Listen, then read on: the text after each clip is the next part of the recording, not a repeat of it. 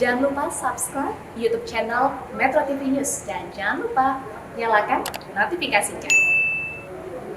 Kasus kekerasan seksual kian marak di berbagai tempat. Tak hanya di institusi pendidikan seperti kampus, namun kini muncul pula di pesantren hingga majelis taklim. Ironisnya, DPR yang menjadi harapan publik justru lamban dalam menyusun payung hukum untuk melindungi korban.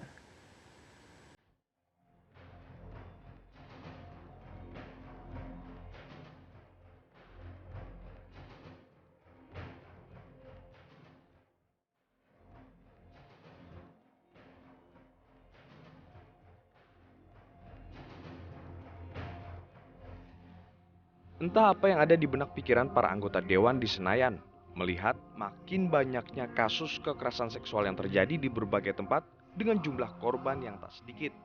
DPR RI seakan tak peka terhadap nasib para korban dan biasa saja terhadap mereka yang menjadi pelaku kejahatan seksual.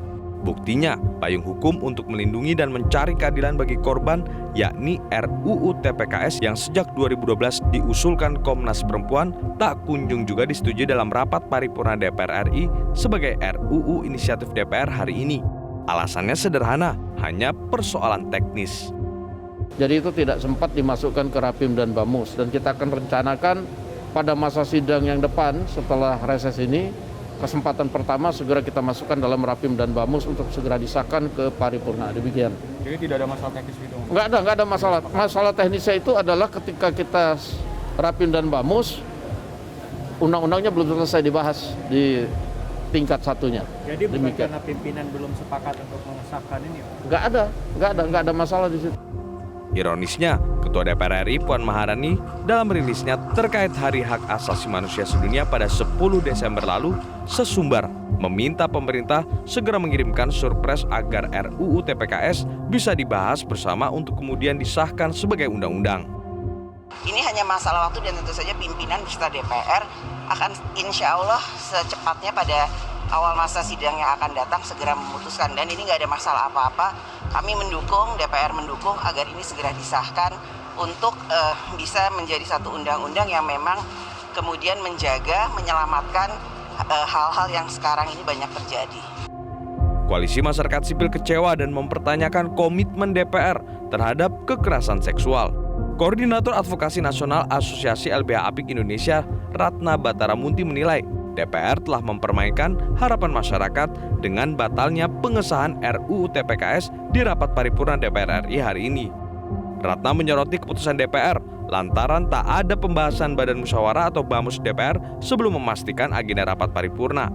Dengan tidak jadinya pengesahan RUU TPKS dalam rapat paripurna hari ini menunjukkan situasi yang kontraproduktif antara yang dijanjikan sebelumnya dengan fakta yang terjadi hari ini.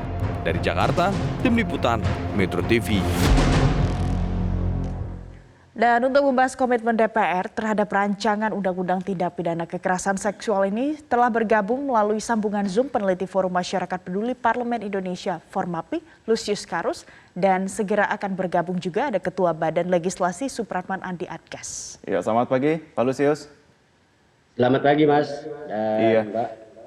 Iya Pak Lusius, saya akan langsung minta tanggapan Anda. Bagaimana Pak kita harus menyikapi alasan pimpinan DPR bahwa RUU TPKS tidak jadi dibacakan dalam paripurna kemarin karena alasan teknis?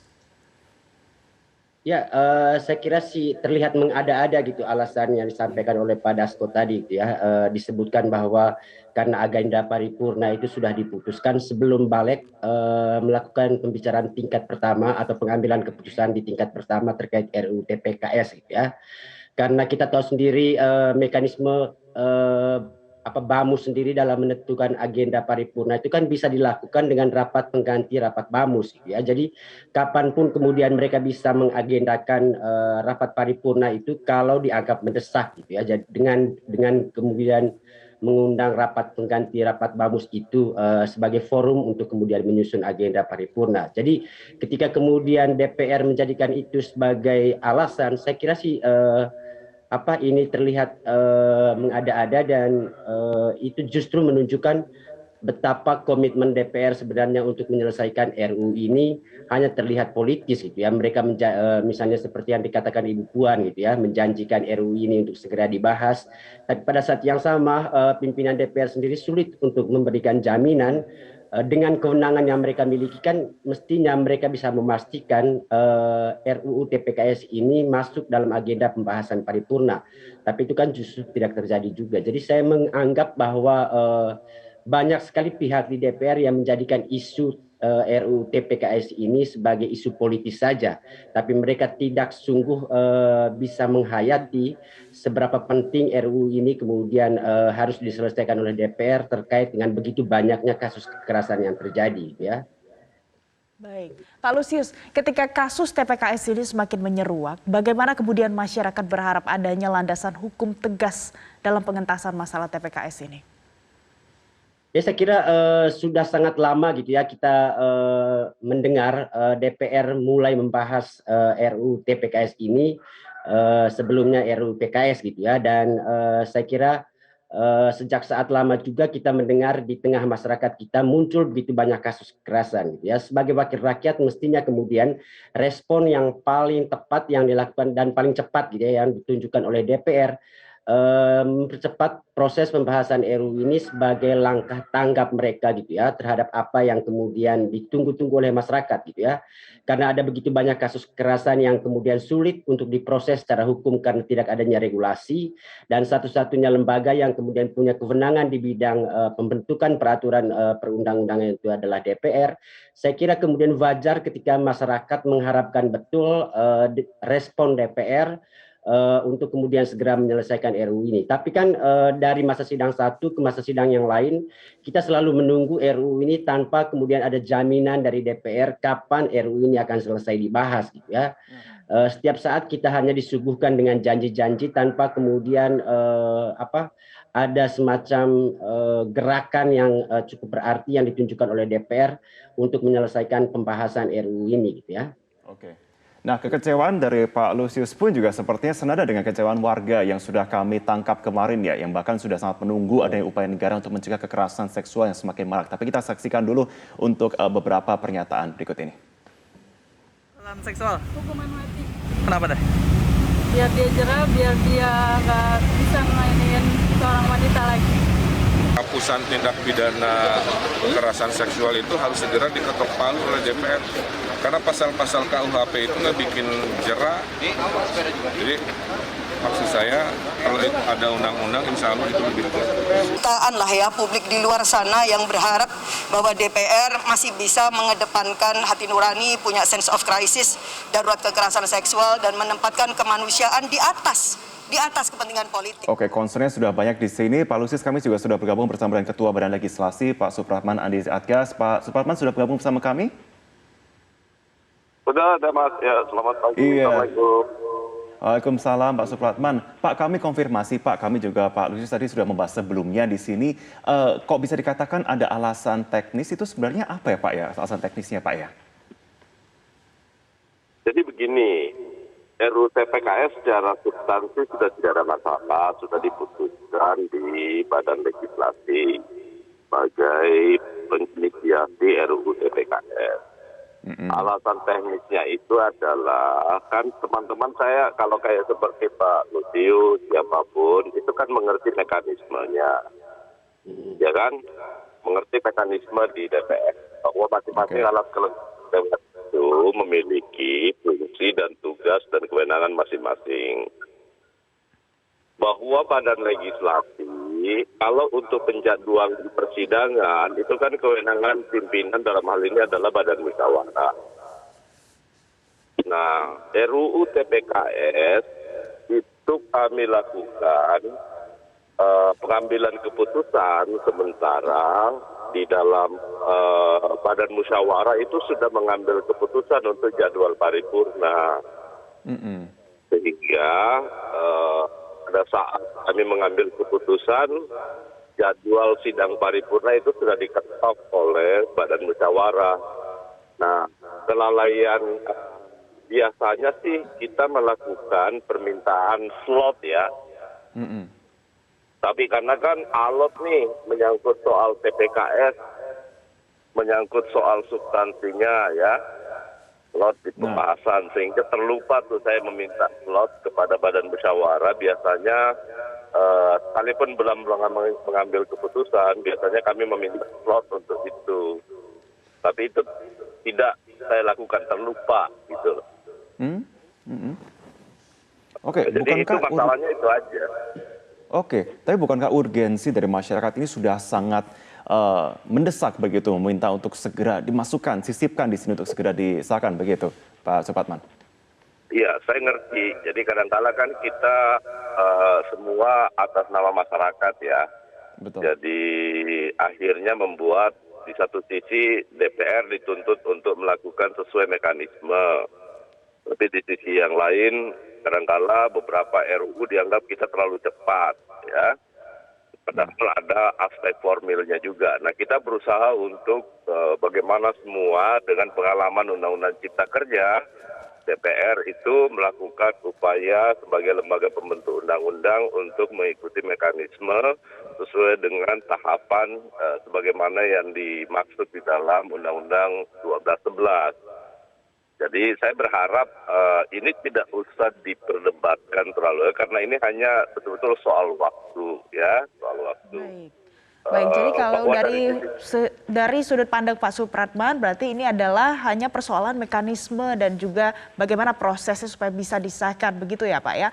Nah, kalau dari tanggapannya Pak Lusius, seperti apa Pak tanggapannya? Ya, saya kira sih tetap aja seperti yang saya katakan tadi gitu ya. Tentu saja kita mengapresiasi kerja Pak Supratman dan teman-teman di Balik yang menurut laporan itu sudah menyelesaikan draft dan harmonisasi RUU TPKS ini. Tapi tentu saja sulit untuk kemudian memahami alasan RUU ini tidak dibawa ke paripurna karena alasan teknis mekanisme tadi yang disebutkan. Karena menurut saya ada forum misalnya rapat pengganti rapat BAMUS yang bisa dibuat oleh pimpinan DPR untuk kemudian memasukkan agenda RUU TPKS untuk dibahas di paripurna gitu kan. Dan saya kira ada banyak sekali kasus atau kejadian di DPR di mana agenda paripurna itu diputuskan oleh rapat pengganti rapat BAMUS gitu ya. Jadi apalagi kemudian masih ada seminggu waktu sebelum paripurna Balik sudah memutuskan atau membicarakan RUU TPKS ini. Mestinya ada waktu yang cukup bagi pimpinan DPR untuk menggelar rapat pengganti rapat BAMUS gitu ya. Jadi kalau begini kan alasannya karena ini soal waktu, jadi kita tidak melihat DPR menghargai waktu yang sedemikian kritis yang ditunggu oleh publik untuk bisa menyelesaikan RUU ini. Karena ada begitu banyak kasus yang terjadi di luar sana terkait dengan kekerasan seksual, mestinya yang paling bisa ditunjukkan oleh DPR sebagai respon yang tepat gitu ya, respon yang bijak adalah menghadirkan regulasi untuk memastikan penyelesaian begitu banyak kasus kekerasan seksual itu bisa teratasi gitu ya. Oke, Pak Supratman, saya akan minta tanggapan Anda. Silakan mengenai bagaimana kemudian nasib RUU TPKS ini, apa yang akan menjadi kemudian masukan dari Balik selanjutnya. Itulah yang saya maksudkan. Kadang-kala kita nggak memahami mekanisme ya. BAMUS itu bukan hanya pimpinan DPR. Badan Musyawarah itu adalah perwakilan fraksi-fraksi gitu loh. Jadi semua pimpinan fraksi itu ada di dalam keanggotaan Badan Musyawarah. Nah, pada saat mau dilakukan, kita sudah mau Balik itu berusaha untuk meminta kepada semua keanggotaan keanggotaan Badan Musyawarah yang terdiri atas pimpinan DPR dan pimpinan DPR dan pimpinan fraksi-fraksi. Tetapi kan agenda dari masing-masing Badan Musyawarah kan juga ada ya yang lain. Nah, sehingga diputuskanlah nanti pada saat pembukaan masa sidang yang akan datang, itu akan segera kita masukkan di dalam agenda Badan Musyawarah. Karena tidak ada satupun agenda yang diputuskan di dalam rapat paripurna itu yang tidak dijadwalkan di dalam BAMUS ya. Apakah itu Badan Musyawarah melakukan tidak ataupun rapat pengganti BAMUS ya, itu tetap dilakukan hal yang sama. Baik. Nah Pak Supratman, ini nanti kan dijanjikan bahwa nanti pada 2022 akan segera dibahas, bahkan pada awal tahun 2022. Apa sebenarnya jaminannya? Atau mungkin bisa nanti bertemu lagi dengan hambatan sebelum pengesahan RUU ini Pak? Nggak ada. Jadi kan ini tidak serta-merta dengan diputuskannya sebagai usul inisiatif, tiba-tiba langsung akan dibahas. Kan mekanismenya DPR akan menyurat ke Presiden. Kemudian Presiden akan menerbitkan Supres dan tim ya. Tetapi Badan Legislasi yang kemarin sudah ditugasi untuk kemungkinan juga akan yang membahas. Tapi sudah melakukan dialog dalam penyusunan RUU ini dengan pemerintah ya. Dalam hal ini adalah Menteri Perlindungan Anak dan juga kepada Ketua Gugus Tugas, Wakil Menteri Hukum dan HAM. Sehingga sinkronisasi di tingkat pemerintah dalam bentuk tim nantinya diharapkan itu tidak ada masalah lagi, karena kemungkinan tim-tim dari pemerintah nanti itu mungkin 1-2 ya, masih ada tambahan, tetapi selain itu sudah bersifat tetap, sehingga nanti akan cepat tuh proses pembahasannya di tingkat pembahasan gitu. Oke, saya kira memang ada banyak sekali tentunya prioritas-prioritas juga pembahasan tidak hanya di RUU TPKS ini juga, tapi juga ada beberapa RUU lainnya begitu ya. Pak Lusius, saya akan kembali kepada Anda, apa yang bisa menjadi masukan Anda di sini tentunya untuk bisa menyeimbangkan juga dengan ekspektasi masyarakat yang tentunya saat ini juga sudah sangat ramai begitu. Saya kira janji yang disampaikan Bang Supratman dan juga pimpinan DPR, Ketua DPR dalam hal ini, saya kira sebagai politisi memang mereka sangat rajin berjanji gitu ya. Cuman kan komitmennya itu bisa kita baca melalui apa yang mereka lakukan. Dan ketika mereka kemudian tidak menunjukkan prioritas dalam pengambilan keputusan terkait dengan RUU TPKS ini, saya kira sulit untuk kemudian kita mengatakan janji mereka itu layak untuk kita pegang gitu ya. Dan yang kedua saya kira bicara soal kepatuhan pada prosedural penyusunan RUU, saya kira itu sudah sangat bagus dan DPR sudah diingatkan oleh keputusan MK terbaru gitu ya terkait RUU Undang-Undang Cipta Kerja. Tapi kan kita tahu juga bahwa setelahnya misalnya DPR bisa mengubah tatib setelah sebelumnya membuat keputusan terkait dengan jumlah anggota pansus RUU IKN. Artinya banyak hal bisa dikompromikan secara politis di DPR untuk memastikan respon cepat mereka untuk membuat sesuatu atau melakukan sesuatu gitu ya. Itu yang mestinya mereka bisa tunjukkan dengan proses pembahasan RUU TPKS gitu, karena ada begitu banyak pembicaraan di ruang publik, ada banyak tuntutan, kebutuhan dan lain sebagainya dari masyarakat. Jadi mestinya kemudian banyak hal bisa dilakukan DPR. Misalnya mekanisme itu bisa diatasi sedemikian rupa sehingga agenda pengambilan keputusan terkait RUU TPKS ini bisa segera dibawa ke paripurna. Jadi saya tidak merasa bahwa ada sesuatu yang begitu sulit bagi DPR untuk memastikan misalnya agenda pembahasan RUU TPKS segera dibawa ke paripurna. Mereka punya banyak sekali kewenangan yang memungkinkan mereka untuk kemudian bisa melakukan itu secepatnya gitu ya, kalau mereka punya komitmen untuk itu. Baik, mudah-mudahan nanti kita nantikan bersama supaya RUU TPKS ini segera bisa disahkan. Dan terima kasih untuk informasinya, ada Pak Lusius Karus dan dari peneliti Formapi, dan juga ada satu lagi Ketua Badan Legislasi, Bapak Supratman Andi Adgas. Terima kasih sudah bergabung bersama kami. Selamat pagi.